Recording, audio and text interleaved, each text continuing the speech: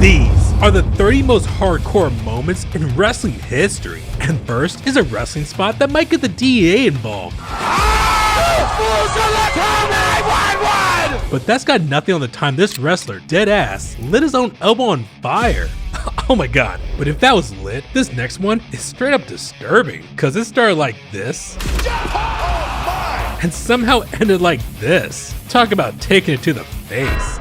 Oh, okay, pause. But you might want to keep it paused, cause this is about to get bloody. Well, don't say I didn't warn you, but I will warn you that this next one is gonna have you more speechless than this dude.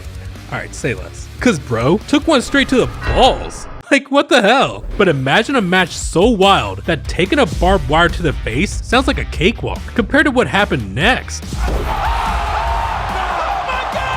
God damn, almost forgot Randy did something that crazy. And you better watch out, because if you don't smash that like button and subscribe right now, I'm gonna throw you on the pins next. Okay, I know I'm giving Big Thug energy right now, but let me cook with this next one. Because when it comes to hardcore moments, ECW is the holy grail. It's not the last time you'll see them on here. But let me kick their first entry off with the Dudley Boyz Shocker. The stacked tables have been set ablaze! Oh my god! Oh wow, yeah, that looks like what I did to my little brother back in the day. But even throwing your kayfabe half-brother through the table set on fire ain't got nothing on what Darby Allin has been doing in AEW. Bro's a straight menace to society. I mean, dude was just climbing Mount Everest all the way to this. That's just crazy. Which kind of reminds me of someone who's even crazier. And oh my god, this list wouldn't be complete without him, because Jeff Hardy was putting the hard in hardcore. You know what? Just never mind. Get the ladder, Jeff! Jeff Hardy said he was gonna steal WrestleMania! You gotta be kidding me! I mean, Betty felt that in the morning, but not as much as Kenny Omega felt in this one, because Moxley literally sent him through a bed of nails. But there was another AEW moment, even crazier, when MJF was trying to kill Hangman Page. Okay, so it's no secret that MJF has taken AEW by storm. But what happened in this Texas death match against Hangman Adam Page was just downright barbaric. Oh no, Hangman! Oh no! Like no cap, bro really entered his villain arc on this one, but that's got nothing on two old heads going hardcore. I mean, come on now. Would this list even be worth mentioning without two of the biggest hardcore legends the industry has ever seen? Yeah, I'm talking about Cactus Jack and Terry Funk. And trust me, bro, when these two went to war, it was like carnage like you'd never seen it before.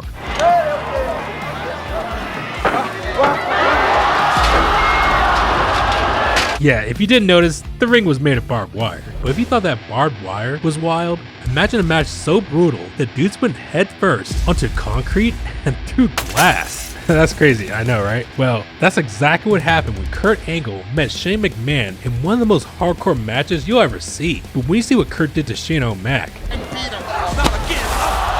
it was supposed to be sugar glass, and it was plexiglass. The first one, when I threw him through it, he didn't go through.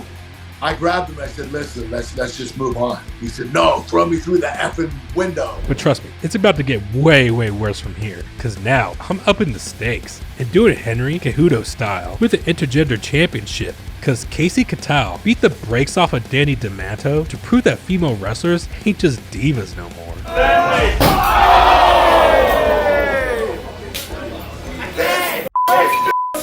Yeah, I feel you, bro. But there was even a crazier intergender match that almost got a female wrestler killed. When Candice LeRae, yeah, that Candice LeRae, and her tag team partner Joey Ryan went up against the Young Bucks, they got into a rough spot when the Bucks decided to go way too far. What? I don't even know what they could do. What is he doing? The Bucks grab a handful of thumbtacks and shove them to Joey's mouth against his will. Like, that's already insane on his own. And since it's the Young Bucks, you know what was going to happen next. Not a super kick. No! Oh no! Oh!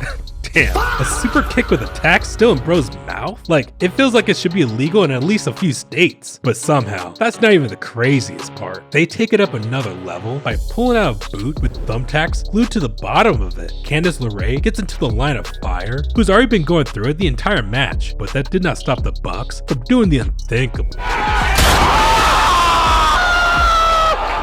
Oh my god, I felt like watching this match was illegal, bruh. Even the commentators couldn't handle it. You know, even I think that That was maybe too much. But somehow, some way, Candice willed her way back and won the match. Damn, she really had that dog in her back then. And if you thought that was next level, imagine a match so violent that the dude's bloody face looked like the Fiend. Somebody's back! He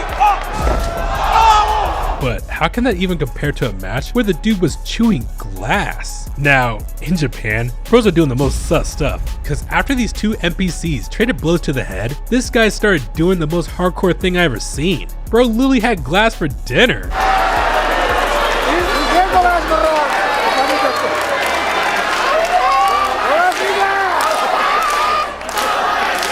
The home of sushi and the guy picks up glass? Like send him to the dentist or something. Now speaking of that, I'm about to send you with this next one. Just like New Jack tried to send Vic Grimes to his death. In the locker room, he came up to me.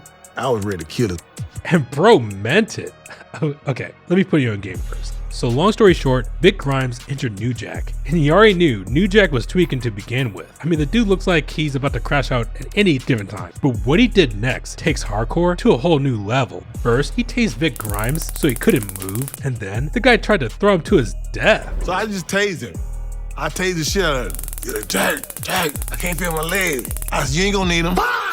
Bombs away. Like, what the f?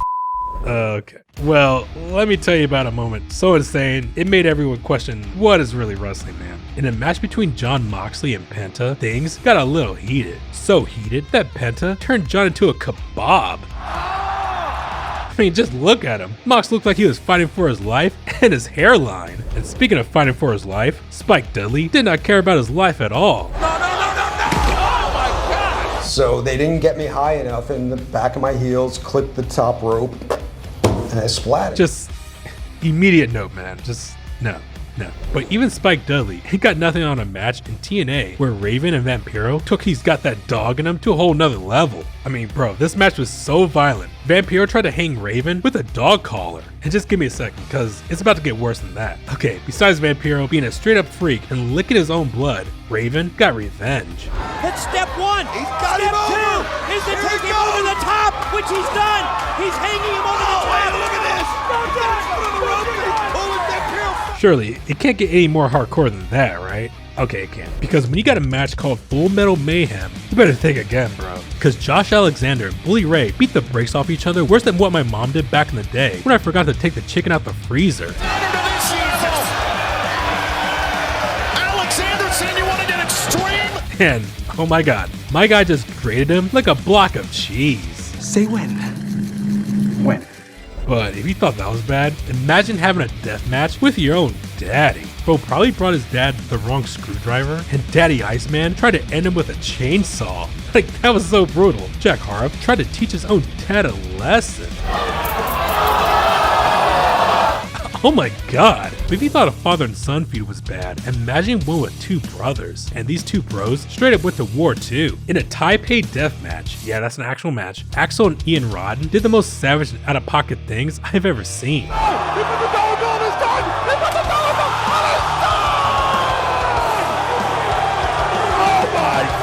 Oh my god, that's just diabolical. But if that was diabolical, you won't be able to cope with this next one. Alright, chill, but let me cook. You gotta be kidding me.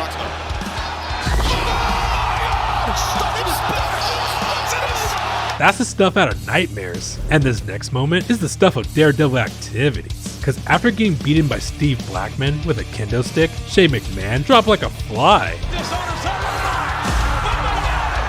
We didn't say anything. I just crack, and there he goes. Look at that, crazy work, man. And so is the brutal match between Necro Butcher and Dread. Cause these two took the meaning of deathmatch to a dark place, bro. Necro Butcher spot. Good God! I mean, that was more brutal than TKO's corporate decisions on the WWE. Alright, but this next one is low-key more hardcore than my best Yo Mama joke. Cause bro straight up had barbed wire sticking out of his forehead. God, Nathan. It's in his hair. It's in. No, don't do that. Don't do that. God, hair is so. Like, for real, it can't get any worse. Alright, of course I'm wrong. Cause Slade and Bear Bronson got down to some gruesome things. I'm gonna have to look away. Like, oh my god. Like, bro, this match looked like an episode of Dexter. Oh no, what is this contraption? Oh, a light too bad. But even that has nothing on the top spot, because this next one was inspired by Suge Knight. Now imagine, Pete Rose looking like the cover of Death Row Records and was never the same again. Now being hardcore is one thing, but what happened when the WWE was scary? It's all in this next video right here. Just click right here, or next time when I ask for a bite out of your sandwich, I'll take a big bite.